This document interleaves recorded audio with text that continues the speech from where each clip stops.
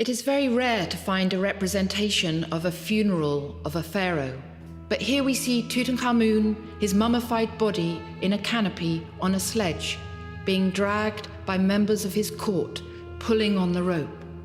This is a funerary cortege. Very often, however, we see representations of ancient Egyptian funerals on the walls of tombs of noblemen. The funerary procession brings furniture to the tomb. Important at any funeral, of course, the mourners. And in ancient Egypt, there were professional mourners. They were always women. They were shown weeping and wailing, falling to the ground, their arms in the air, putting dust on their heads. The two chief mourners, two women shown here at the feet of the coffins, were identified with the goddesses Isis and Nephthys. Isis and Nephthys were the archetypal mourners, shown here as birds, on the left Isis, on the right Nephthys.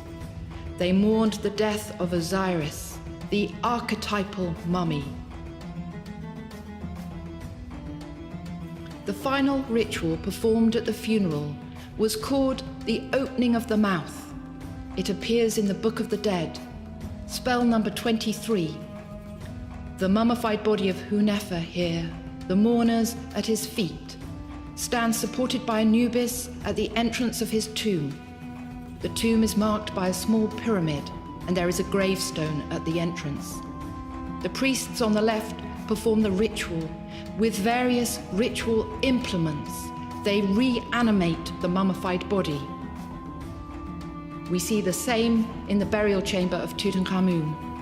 His mummified body, and in front of him, I, wearing a priest's garment, a leopard skin. He has a model carpenter's tool in his hands and adze. He holds it up to the face of Tutankhamun to restore his senses.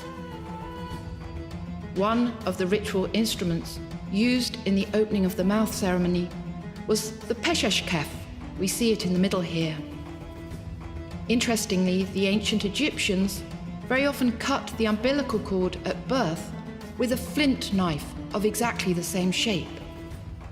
For the ancient Egyptians, death was rebirth.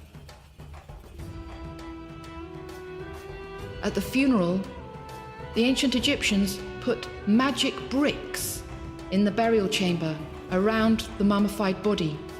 They were inscribed. This one has a jackal on it.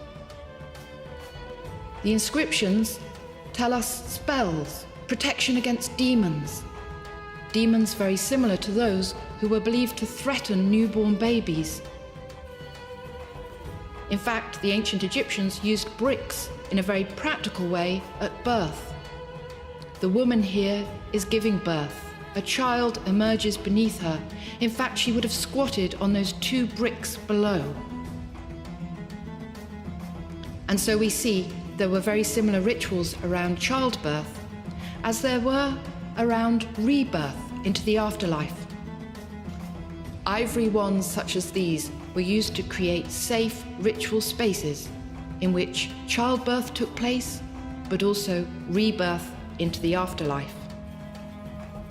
And like a newborn baby, the deceased, newly born into the afterlife, required sustenance.